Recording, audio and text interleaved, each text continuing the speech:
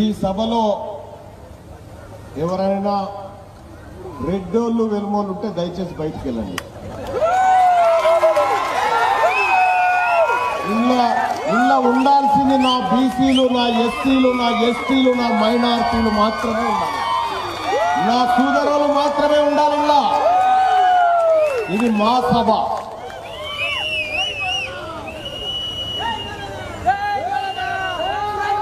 ఎవరు లేరుగా? రైట్. పొద్దుగల నేను నల్లగొండలో ప్రచారం చేస్తున్న సందర్భంలో ఒక అమ్మ మాకు గుడి కావాలి సార్ అని అడిగింది. ఎందుకమ్మా అంటే గుడి ఉంటే ఇంకా ఊగుకోవచ్చు అని చెప్తుంది. సిగమూగుడేమో.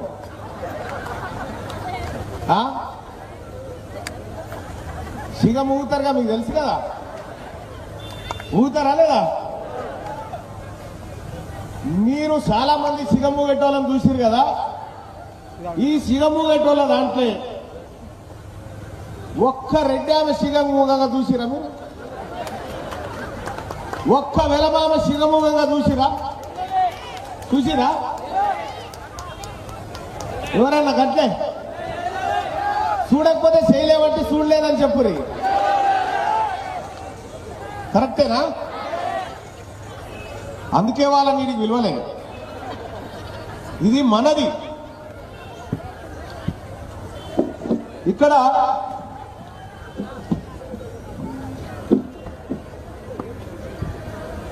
మీ అందరికీ చాలా కీలకమైన విషయాలు చెప్తా. మీరు రాత్రి నిద్ర కూడా ఓరు, మరి ఆ పరిస్థితి ఉంటుంది.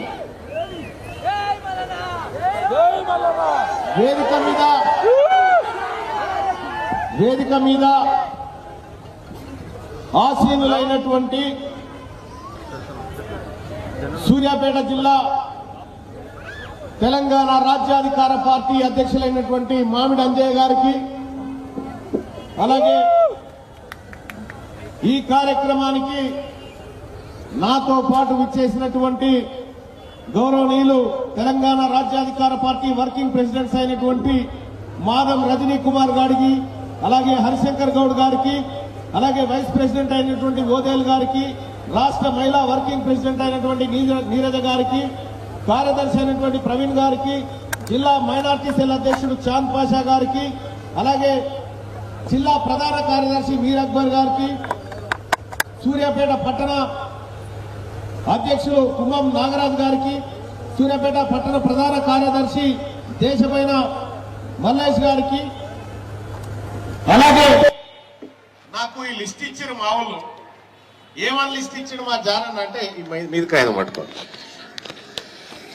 తెలంగాణ రాజ్యాధికార పార్టీ నుంచి పోటీ చేస్తున్న అభ్యర్థుల లిస్టు. 1వ వార్డు బానోతు చాంప్లా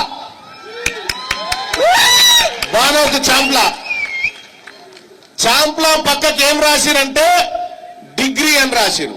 డిగ్రీ చదువుకున్నాడని. అలాగే 4వ వార్డు మొండి గోపి ఈశ్వరమ్మ,